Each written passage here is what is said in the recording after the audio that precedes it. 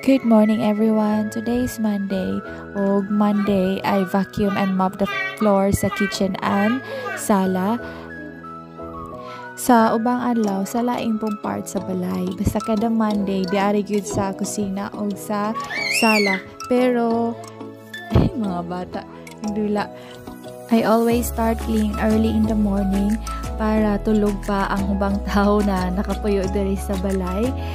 When they're awake, then I'm done and it's already dry. Kasi pag basa pa, then nanay maglakaw-lakaw, diba? Dali ra siya mahugaw. Pag mata nila, dry na, then hindi siya mahugaw. Sayo dito maglimpyo sa salog para mas dali, diba? Ang mga bata nakapantulog pa dili jud pantulog but summer manggod karon medyo like init singuton sila mao na kay ana suot si Ayon si Aisha pod. Pero pag winter kan gina sila nakapag-jama lingaw pa sila dula while ako busy, diba? Lingaw ka ayaw maglimpyo basta na ay mga bata gusunod-sunod nimo dili nako na sila pwede mabiyaan dito sa place na makadula sila kay na lisod na mo always gina sila nakauban nako bisag asa ko padong. For me it's safer para makita na ko kung sila gipang buhat.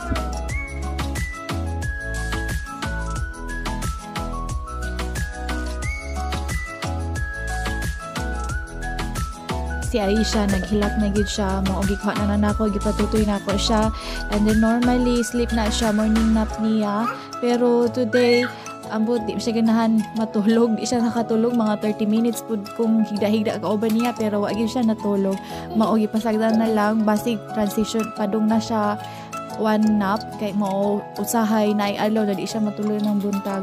So after nako patutoy niya wa siya natulog mao ako ang arrange gamay ang diri sa sala. Gilabhan ako ang cover sa parang kanang usa na siya pang change diaper ni Aisha maogi. Gilabhan ako gahapon karon pa nauga mo karon ako siya gibalik kayo nag-restock sa diaper ni Aisha o wet wipes then arrange kinagmay sa sala o sa couch.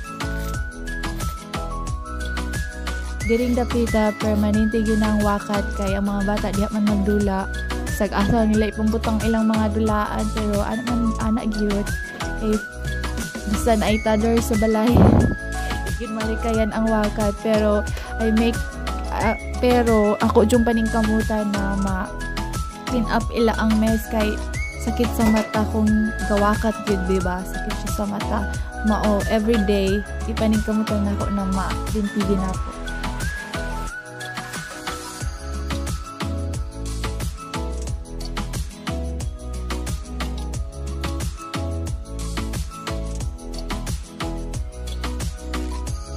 Karon nagmap na ako kay naman ako vacuum. Kaniha day dito sa kusina.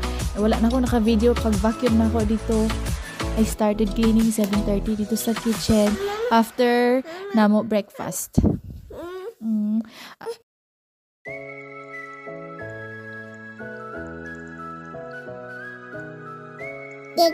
Naghilak na gid si Aisha, maogi kuha na lang gid siya nako. Then lisod kaayo magtrabaho basta magugos mao ako siyang paningkamutan na mabutang din. Gibutang nako siya sa bukid, nakatiwas ko pero wala na nako na videohan.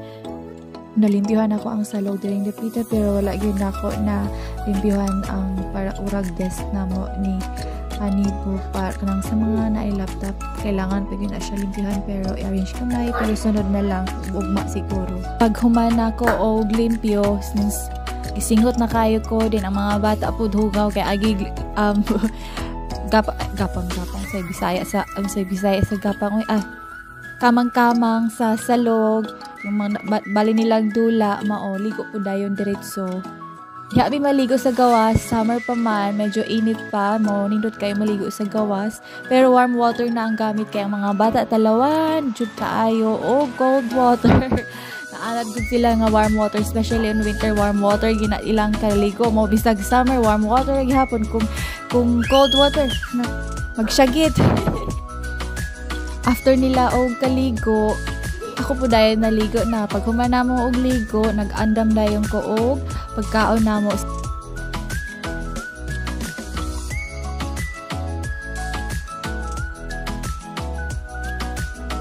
Si Aisha gipainom na og gamay cow's milk, pero gamay ra di man siya ganahan og cow's milk good. Kuan ra breast milk ra ginayang inainom na milk, pero usahay masuya siya sa iyang magulang na si Ayo na mag-inom og cow's milk. Ako pa siyang tagaan gamay, pero iya ra nang iluwa-luwa. Nag-andam na ko og paniod to namo. It's not every day na inani mong paniod to ha. 2 or 3 times a week mga prutas amo ang paniod to, pero the rest dili siya ingon ani.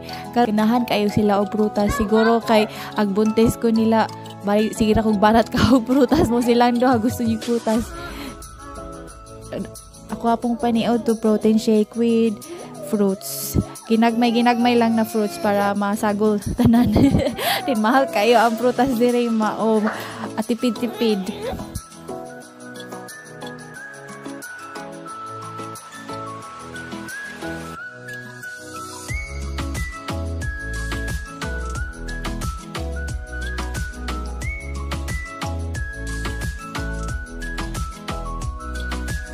Saba gini ako ang voice over kay na mga bata.